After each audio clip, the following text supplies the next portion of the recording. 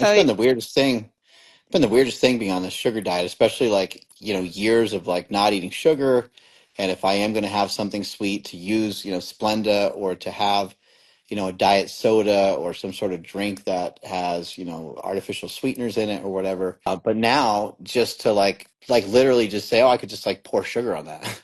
I've done that before. Like with rice, it's going to sound weird, but like a little bit of sugar on rice makes it amazing. I don't know if people know, but sushi rice usually it has a little bit of sugar blended into it. And so it's like you can actually do a lot of cool things, and there's really no reason to be scared of sugar.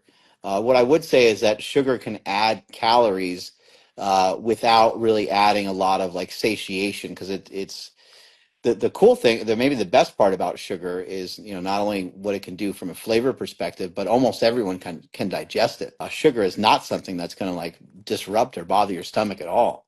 It's actually probably, I mean, there's probably, well, maybe there's somebody in the world, because like there's people that are like have some sort of weird things with like fructose and all kinds of stuff like that. So I guess there's somebody that's going to get messed up from just about anything, but like some sugar can go a long way in helping to transform a meal too, or even just using some honey.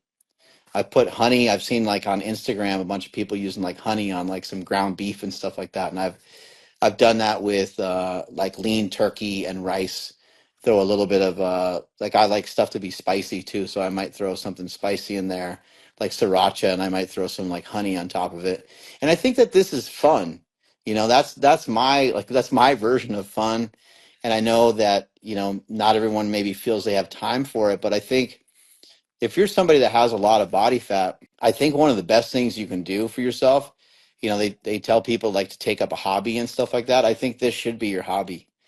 And you have to pick your hobby. You have to enjoy it. I can't just tell you like, hey, this should be your hobby and you go do it. But I do think if you give it time, I think that you'll actually find it fun, exciting, rewarding, especially if you're cooking for other people in your household. My daughter is 17 and my son is 21, and I don't really cook for them as much as I used to, but a lot of times when I'm making something, I make all kinds of different dishes, and they'll be like, oh, you're making that? And they get all excited, and I always make sure there's like, enough for everyone to chow down on. It makes me feel good because I'm actually making something healthy for the whole family, and then plus they like the taste of it. So I'm like, this is, and I get to eat a lot of it too. So it's a win for all of us. and I guess the main message coming from your experiment, one is going to be every person is going to have their own individual responses and the individual preferences and needs, but there is no need to demonize any foods.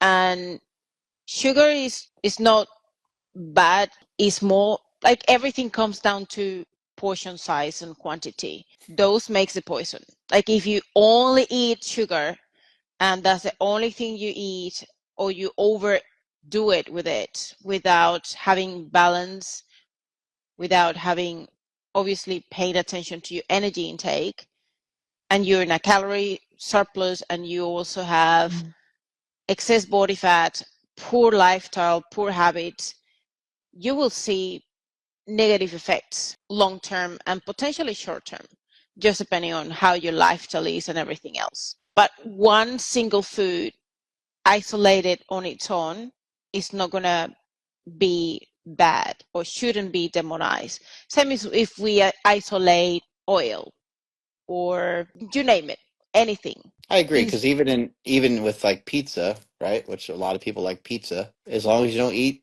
a lot of it, you could have pizza every day. Yeah, You have pizza every donuts. day and be totally healthy. But for me personally, I'm not going to mess with trying to eat pizza every day, because I'm going to probably want to overdo it. And so I know myself, and I know that's not a great route for me to go. I also don't really want to fill my stomach up with carbohydrates and fats, when I also know that I need to make like a good amount of room for protein. And so that's just me. But if you have some pretty good control, I feel like I have. It's funny because I feel like I have good self-control when it comes to some of these things, but when it comes to some other aspects of things, like controlling the amount of food, like I'm not gonna buy like a pint of Ben and Jerry's because I'm gonna eat the whole thing. I'm gonna throw away the lid and eat the whole damn thing. And it's like, Yeah, Man, that's like a week's worth of calories right there, which you don't want to have to you don't want to have to make those decisions. So I'd rather just like not buy it or buy some sort of substitute. And being on the sugar diet, you end up with interesting substitutes. I've been having sorbet here and there, and it's like I didn't even know I really liked that before. But that's just like it's basically just fruit and sugary whatever, and that is so sweet.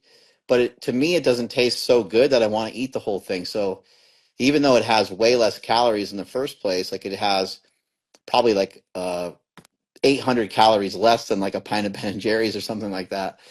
But I only want to eat half of it because it's like it's good. I enjoy it. I like it. But after a little bit, because it's so sweet, I'm like, I'm good, and I'll just put it back in the freezer.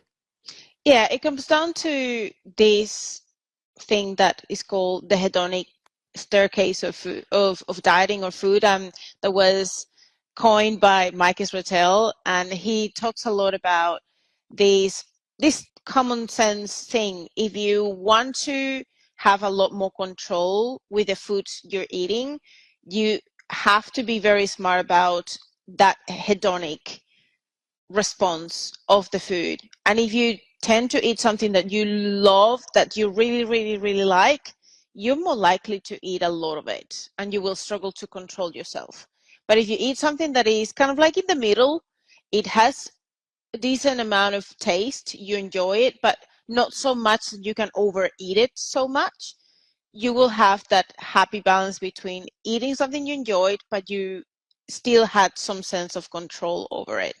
So I definitely like always to put that in that staircase. So if you find yourself that you have poor self-control with certain foods, you probably have to find out something that is kind of like lower in that staircase and is not as hedonic, and you can still enjoy it without losing control over it. Makes me think about like a chicken teriyaki bowl. Like if you have Ooh. chicken breast, you have a little bit of teriyaki, you have a little bit of Mm, vegetable, and it's so delicious, right?